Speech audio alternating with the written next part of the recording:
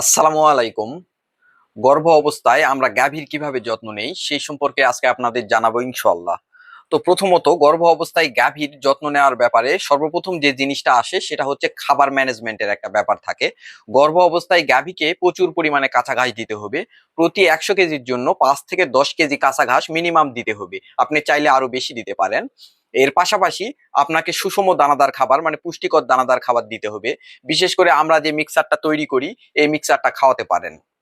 এখন দানাদার খাবার দেওয়ার ব্যাপারে আপনার প্রতি ১০০ কেজি দৈহিক ওজনের জন্য ১ কেজি থেকে সোয়া কেজির মতো দিতে পারেন। এর পাশাপাশি আরেকটা ব্যাপার থাকে, সেটা হচ্ছে গর্ভ অবস্থায় ক্যালসিয়াম খাওয়ানোর একটা ব্যাপার থাকে।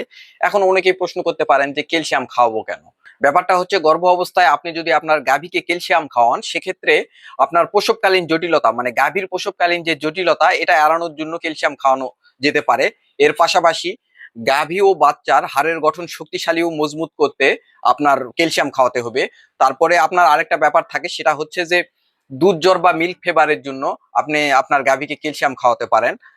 আমরা সাধারণত ডিসিপি খাওয়াই।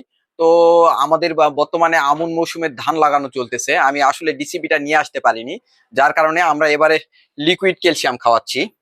আমরা যে লিকুইড ক্যালসিয়ামটা খাওয়াচ্ছি এটার নাম হচ্ছে র্যানা কেলপি। এটা র্যানাটা কোম্পানির একটা প্রোডাক্ট আর কি। এ বাদেও আপনি বাজারে বিভিন্ন কোম্পানির ক্যালসিয়াম পাবেন, যেমন হচ্ছে ওরা কেলপি আছে, আপনার ক্যালপ্লেক্স আছে। তো এটার দাম কম, এটা সাশ্রয়, আমরা এটাই খাওয়াচ্ছি আপাতত। তো আমরা কিভাবে খাওয়াই সেটা আপনাদের একটু দেখাই। তো আমার হাতে যে শিপিটা দেখতে পাচ্ছেন এটা ১০০ মিলির একটা শিপি। তো আমরা গর্ভ অবস্থায় এই ৫০ মিলি সকালে এবং ৫০ মিলি বিকেলে খাবারের সাথে দানাদার খাবারের সাথে দিয়ে থাকি। আর গর্ভ অবস্থায় আপনি যে কোনো সময় ক্যালসিয়াম দিতে পারেন, তবে লাস্ট মাসে যেটা ৯ মাসে ক্যালসিয়াম না দেওয়াই ভালো।